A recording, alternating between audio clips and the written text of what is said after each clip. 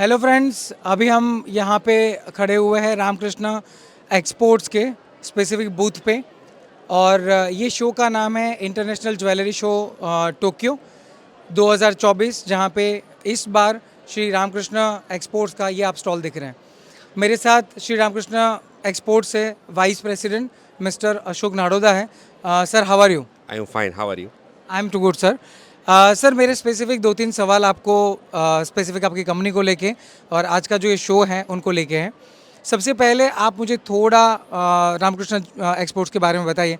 वैसे तो एसआरके का नाम बोलने से ही पता चल जाता है कि it is world's one of the largest manufacturing natural diamond company, and definitely मुझे बताने की ज़रूरत नहीं क्योंकि उसके नाम में ही अपनी एक पहचान है। बट फिर भी सर, ये operations of the manufacturing of natural diamonds कब से चालू हुए और हम कौन कौन सी वैरायटी के अंदर डायमंड्स को तैयार करते हैं? तो बेसिकली हमारी कंपनी जो है वो founded by Shri Govind Dholakia, Yes, sir. जो गोविंद काका के नाम से आप Famous है। जाना जाते हैं इंडिया Yes. में।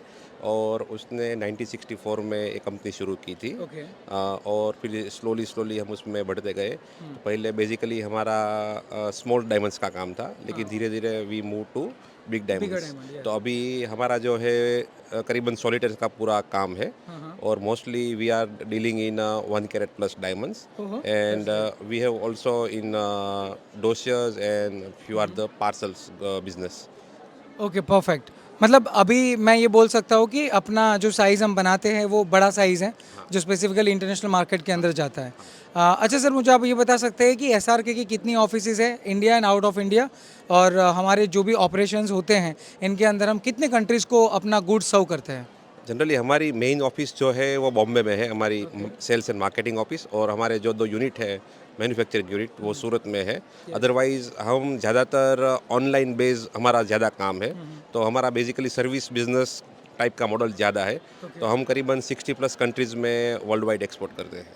माई god, so this is the India's one of the largest company जो कि डायमंड के अंदर, नेचुरल डायमंड में खास तौर पे 60+ कंट्रीज़ के अंदर एक्सपोर्ट करते हैं।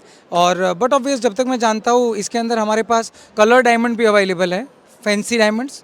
बेसिकली हम ज़्यादातर वाइट डायमंड्स में है। Okay. तो उसमें जो भी शेप रहते हैं वो हम सारे शेप बनाते हैं। लेकिन हमारा कुछ प्रोडक्शन फैंसी कलर का भी है जो हम एक्सक्लूसिवली एग्जिबिट भी करते हैं और थोड़ा मैन्युफैक्चरिंग भी करते हैं। सर, आप मुझे शेप्स के नाम बता सकते हैं प्लीज़? श्योर। हमारा जो मेजर शेप है वो हम जनरली जो राउंड ब्रिलियंट जो पॉपुलर शेप है वो हम बनाते हैं।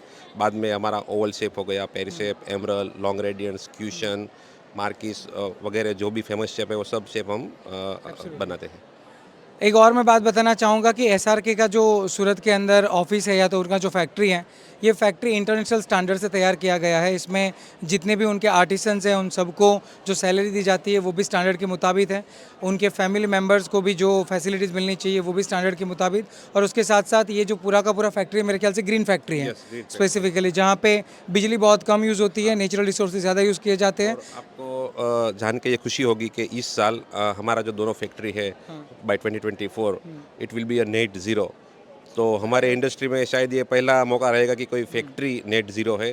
जो हमारा इंडियन गवर्नमेंट का टारगेट है वो शायद 2050 है। तो या तो अभी जो गवर्नमेंट का भी इनिशिएटिव है कि हर इंडस्ट्री नेट ज़ीरो के ओर जाए, तो हम ये साल नेट ज़ीरो हो रहे हैं दोनों factory. That's seriously a great thing Ashok भाई, कि नेट ज़ीरो कार्बन एमिशन के ऊपर हम फुटप्रिंट को खड़ा करें ताकि इंडिया को एक सस्टेनेबल ग्रोथ भी दे पाए।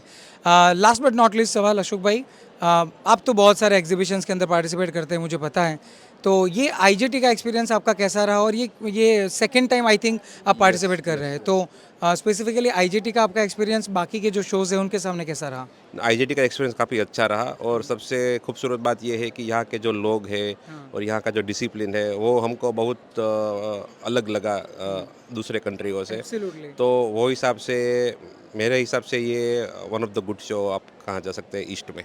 एब्सोल्युटली, मैं ये बोल सकता हूँ लास्ट ईयर सर हमने टोटल 2100 करोड़ के डायमंड्स एक्सपोर्ट किए थे जापान को। तो मेरे ख्याल से आपकी कंपनी में उसमें उसमें से कुछ ना कुछ तो होगा ही। बट आने वाले टाइम में ये मार्केट मुझे बहुत बड़ा दिख रहा है, बिकॉज ख़ास तौर पे डायमंड्स के प्रति इनका लगाव ज़्यादा है। और आने वाले टाइम में बट ऑब्वियस है कि नेचुरल डायमंड के प्रति जिस तरह से पॉपुलैरिटी बढ़ती जा रही है जापान के अंदर, तो नेचुरली ये हमारे लिए बड़ा मार्केट बनेगा।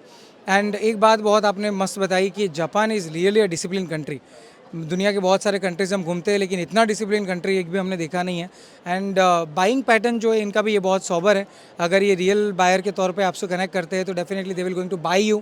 ये इतना नेगोशिएट नहीं करते, और अगर उनको अच्छी चीज़ लगती है तो डेफिनेटली वो उसका प्राइस भी देते हैं।